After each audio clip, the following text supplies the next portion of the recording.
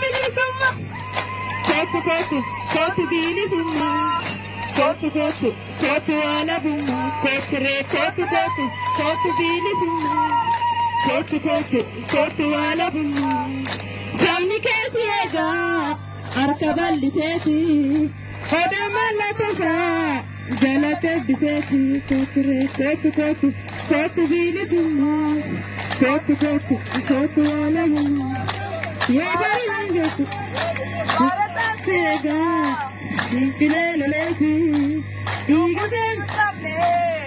Aarsa kanfaleeti. Kootu bilisummaa. Kootu walabummaa. Wadansi barbaada. Bosonatti galeeti. Lubbuu deebiin qabne. Aarsa kanfaleeti. Kootu bilisummaa. Kootu walabummaa. Si barbaaduuf jecha jaallanii dhufanii. Eelamoo qilxuuti. Taaddasaa jirruuti. Seenaa isaa yaadataa. Eebbisaa addunyaa kan seenaa fuudhamaa ni baasan nagumaa.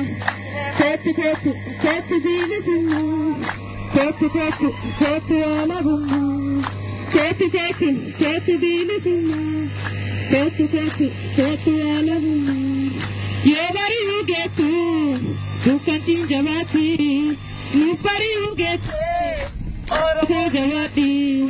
Kootu bilisummaa. Kootu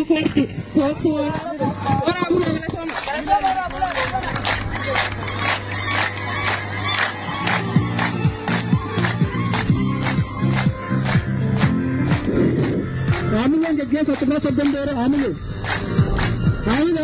as keessa kootu bilisummaa. Kootu walabummaa chibira amin namat bala uddo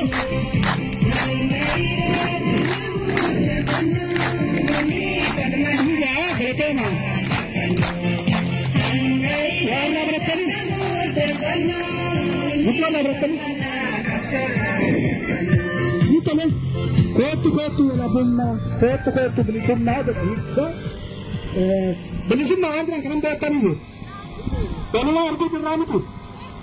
Bilisummaa jechuun namni tokko bittaa lagaa jalaa ba'ee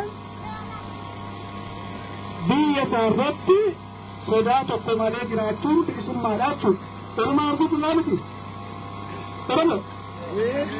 Walumaa arguu jirraa miti.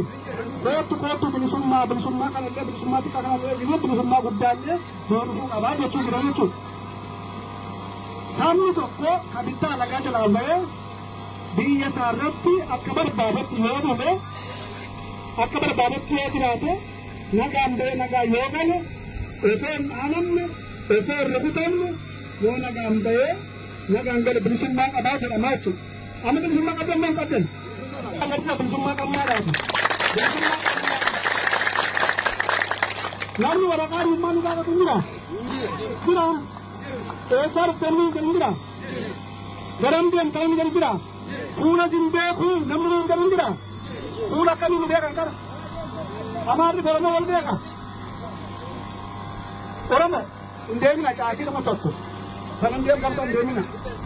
Nam tokko illee socho'ii bifa alagaa jalaa ba'ee ofii isaatii